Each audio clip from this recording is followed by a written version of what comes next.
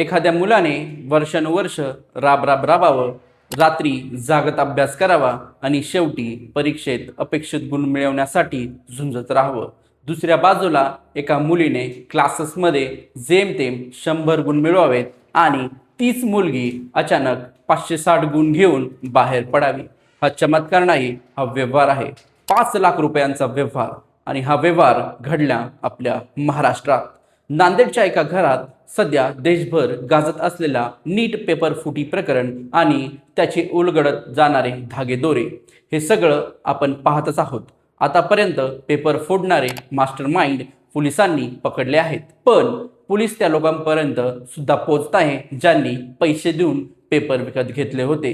तर पोलिसांनी कोणाकोणाला पकडले आणि तपास कुठपर्यंत आला, सविस्तर पाहूया या व्हिडिओमध्ये. नमस्कार, मी मंगेश आणि आपण पाहत आहात कसं काय. नीट पेपर फुटी प्रकरणात सीबीआयचा फास आता महाराष्ट्राभोवती घट्ट आवळत आहे. लातूर, नांदेड, पुणे, संभाजीनगर यांना जोडणारं एक जाळं समोर येतंय. 3 मे 2026 रोजी देशभरातील 23 लाख विद्यार्थी नीट परीक्षेला बसले. डॉक्टर व्हायचं स्वप्नवराशी बाळगणारी ही पिढी होती. परीक्षा पार पडली, निकालाची वाट पाहणं सुरू झालं, पण 7 मेला एक बातमी आली जी देशाला हादरवून गेली. पेपर फुटल्याचा आरोप झाला. केमिस्ट्रीच्या प्रश्नपत्रिकेतील तब्बल 120 प्रश्न आधीच प्रश्न विद्यार्थ्यांपर्यंत पोहोचले होते असं उघड झालं. 12 मेला NTA परीक्षा रद्द करण्याचा निर्णय घेतला. दिल्लीतून सूत्रे हल्ली आणि संपूर्ण तपास सीबीआयकडे सोपवण्यात आला. या घोटाळ्याचं मूळ कुठे आहेत हे शोधताना सीबीआयची नजर थेट महाराष्ट्रावर वळली. नाशिकपासून शुभम खेरनार हे पहिलं नाव समोर आलं. त्याला ताब्यात घेण्यात आलं. पुढे पुण्याहून मनीषा वाघमारे या महिलेला सीबीआयने चौकशीसाठी घेतलं. मनीषाच्या बँक खात्याचा तपास केला तेव्हा एक संपूर्ण नेटवर्क उघड झालं. पेपर कुणाकडून घेतला, कुणाला विकला, पैसे कुठे गेले, सगळ्यांच्या खानाखुणा त्या बँक खात्यात होत्या. राजस्थानमधून मांगीलाल बिवाळ, विकास बिवाळ आणि दिनेश बिवाळ या तिघांनी अटक झाली. महाराष्ट्रात PV कुलकर्णी आणि धनंजय लोखंडे यांना चौकशीसाठी ताब्यात घेण्यात आले. 14 मेला 5 आरोपींना 7 दिवसांची सीबीआय कोठडी मिळाली. त्याच दिवशी NTA जाहीर केलं की रद्द झालेली नीट परीक्षा 21 जूनला होणार आहे. 16 मेला पुण्यातील मॉडर्न कॉलेजच्या प्राध्यापिका मनीषा मांढरे यांना सीबीआयने अटक केली. त्यांना 14 दिवसांची कोठडी मिळाली. ह्या प्रकरणाला प्रत्येक धागा एकमेकांना जोडलेला होता. कोचिंग क्लास, प्राध्यापक, दलाल, पालक आणि अगदी विद्यार्थीही या जाळात अडकलेले होते. आता कहाणी येते लातूरच्या शिवराज मोटेगावकरांकडे. लातूरमध्ये त्यांचे RCC क्लासेस नावाचे कोचिंग सेंटर चालते. सीबीआयने प्रथम लातूरमधील त्यांची कसून चौकशी केली. 18 मेला पुण्यात बोलून पुन्हा चौकशी केली आणि त्यानंतर त्यांना अटक करण्यात आली. सीबीआयचा आरोप आहे की ह्या कोचिंग सेंटरमध्ये एका स्पेशल क्लासमध्ये विद्यार्थ्यांना तोंडी प्रश्नांची उत्तरे सांगण्यात आली.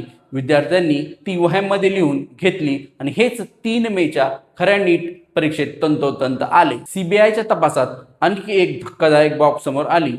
मोटेगावकरांच्या मॉक टेस्टचे तब्बल 42 प्रश्न खऱ्या नीट पेपरमध्ये आले होते. 42 प्रश्न म्हणजे शेकडो गुणांचा फरक. हा योगायोग नव्हता, हे नियोजन होतं. सीबीआयने कोचिंग सेंटरचे CCTV फुटेज जप्त केले. हॉस्टेलमध्ये विद्यार्थी, स्टाफ आणि समुपदेशक यांच्यावर चौकशीचा फेरा आवळला. तिकडे नांदेडमध्ये दुसरी कहाणी घडत होती. अश्विनी भाऊराव कदम यांच्या घरावर सीबीआयने छापा टाकला. 8 तास चौकशी झाली आणि त्यांनी आपल्या मुलीसाठी 5 लाख रुपये मोजून नीटचा पेपर विकत घेतल्याचे तपासात उघड झाले. मुलगी नांदेडच्या क्लासला जायची. सरावाच्या परीक्षांमध्ये तिला साधारण 100 ते 120 गुण मिळायचे, पण 3 मेच्या नीट परीक्षेत तिला 560 गुण मिळाले.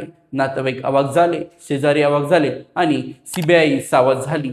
हा चमत्कार नव्हता, हा पुरावा होता. या प्रकरणातील सर्वात थरारक क्षण तेव्हा आला जेव्हा कदम कुटुंबावर अटकाची कारवाई झाली. त्यानंतर त्यांना नागपूरहून एक फोन आला. त्या फोनवर त्यांना सांगण्यात आलं, पेपर संदर्भातील सर्व पुरावे, कागदपत्रे तातडीने जाळून टाका. हा फोन आला असेल याचा प्रकरण बाहेर आले आहे. नागपूरहून फोन म्हणजे नेटवर्क आणखी किती मोठं आहे हे स्पष्ट झालं. लातूरपुरतं, पुण्यापुरतं किंवा नांदेडपुरतं हे प्रकरण मर्यादित नाही. हे जाळं महाराष्ट्रभर पसरलेलं आहे आणि त्यात मोठी नाव अडकण्याची शक्यता आहे. आज परिस्थिती काय आहे तर सीबीआयने लातूरात 28 सदस्यांची टीम तैनात केली आहे. लातूरमधील 5 डॉक्टर सीबीआयच्या रडारवर आहेत. पेपर खरेदी करणाऱ्या पालकांना मोठी रक्कम मोजावी लागल्याचा संशय आहे. लातूरमध्ये शिरूर परिसरातील डॉक्टरांनाही ताब्यात घेण्यात आलं. पुणे आणि लातूरमधील अनेक डॉक्टरांचा सहभाग असल्याचा सीबीआयला संशय आहे. नांदेडमधील 10 पालकांना सीबीआयने पुण्यात चौकशीसाठी बोलावले आहे. बीड, अंबाजोगाई, बुलढाणा, नागपूर येथील विद्यार्थ्यांचीही चौकशी सुरू आहे. पण लातूर, नांदेड, पुणे, संभाजीनगरमधील एजंट्स आणि पेपर खरेदी करणाऱ्यांचा नेटवर्कवर सीबीआयने फोकस केला आहे. तपास सुरू आहे, अटका होत आहे, नावे बाहेर येत आहे. डॉक्टर होण्यासाठी एका विद्यार्थी किती वर्ष मेहनत घेतो, किती रात्री जागतो, किती स्वप्ने बघतो आणि या सगळ्या मेहनतीची किंमत ज्या दिवशी 5 लाख रुपयात विकली जाते त्या दिवशी परीक्षा नाही तर विश्वास फुटतो. शिक्षण व्यवस्थेवरचा विश्वास उडतो. सीबीआयचा तपास सुरू आहे. मोठी नावे समोर येण्याची शक्यता आहे. पण एक प्रश्न विचारायला हवा, जेव्हा पेपर विकणारे पकडले जातात तेव्हा आपण आनंद व्यक्त करतो. मग त्या विद्यार्थ्यांचं काय ज्यांनी सगळ्यांपासून दूर राहून स्वतःच्या बळावर झुंजत परीक्षा दिली आणि अपयशी ठरले? त्यांच्यासाठी न्याय कधी होणार आणि अजून किती वेळा पेपर फूट होणार? या प्रकरणात सरकारने आरोपीवर काय कारवाई करायला हवी ज्याने पुन्हा असे प्रकार होणार नाही? तुमचे मत कॉमेंटमध्ये नक्की लिहा.